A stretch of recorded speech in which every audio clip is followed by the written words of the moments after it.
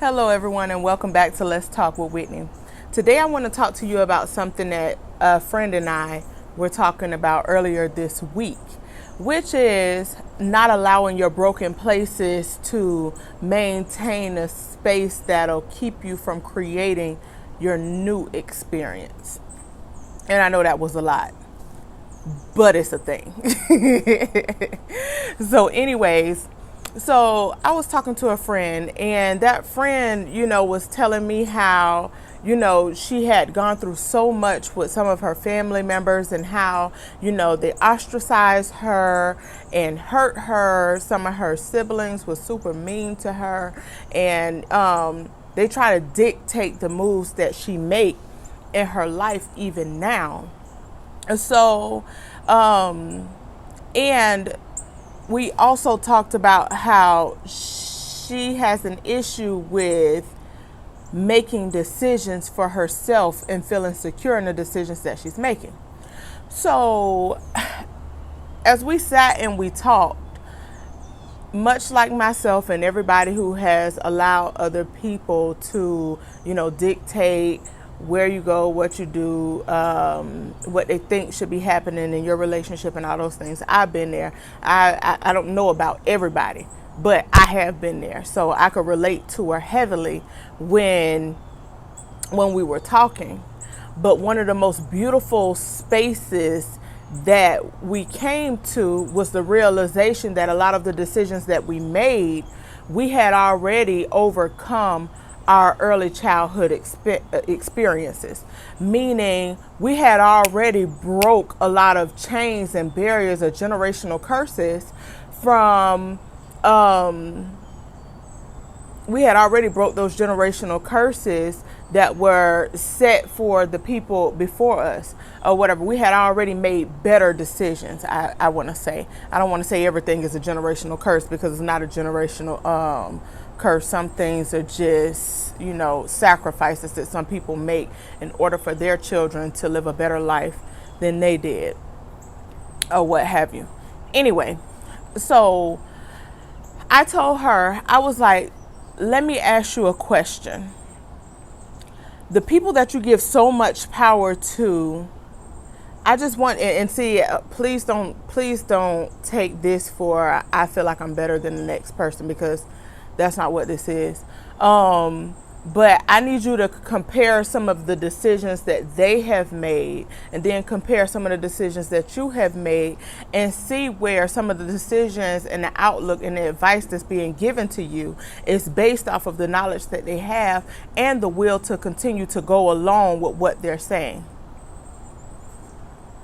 So what I'm saying to you is, when you do something that's contrary to the picture that was painted to you, it's often told to you that you're wrong for going against the grain or whatever. However, your going against the grain has blessed you mightily in areas that they don't even understand.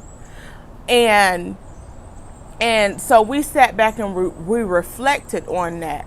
And again, I even had to do that within my own marriage, within my own family, with my girls and all of that different stuff.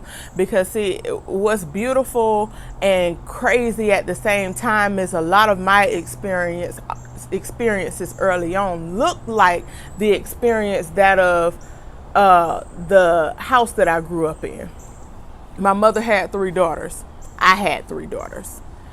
And that's petrified me or whatever. My mother had my sister at 18 and me at 20, and then she had my little sister at 21, but I had my daughters at 18, 20, and 22, all so early, all in a place where you really don't know who you are when you're having these children or whatever. But she met my father early on.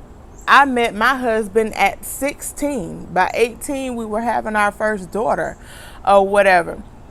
So to see the similarities in our story, it petrified me, because needless to say, my home life growing up, it just wasn't the best place or what have you. But I was afraid that my life was about to mirror that of the life that I grew up in. So I started having panic attacks and crying a lot and just living out of pure fear or whatever. And what wind up happening is as I began to have a relationship with Christ, he then began to tell me that your children will not see what you have saw.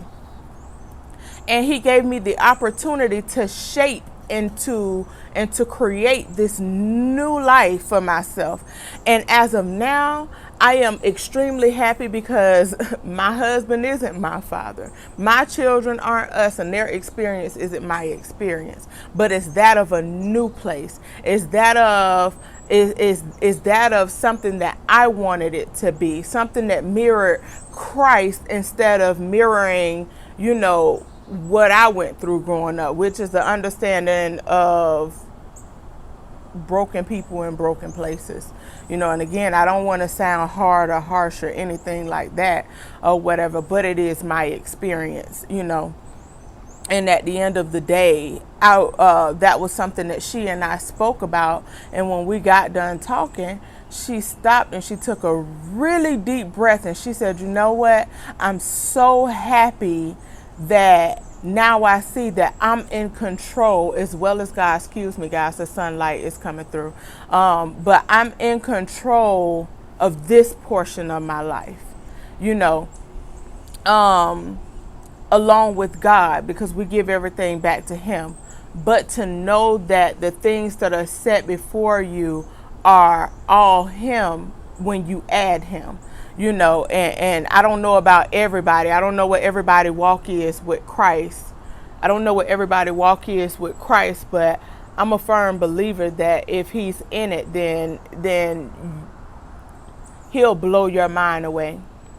And so, again, to all of my people who are second guessing their placement in life and second guessing, whether or not they're good enough to make the decision, consult with God, make the decision, and then watch how your life begin to blossom in a different way.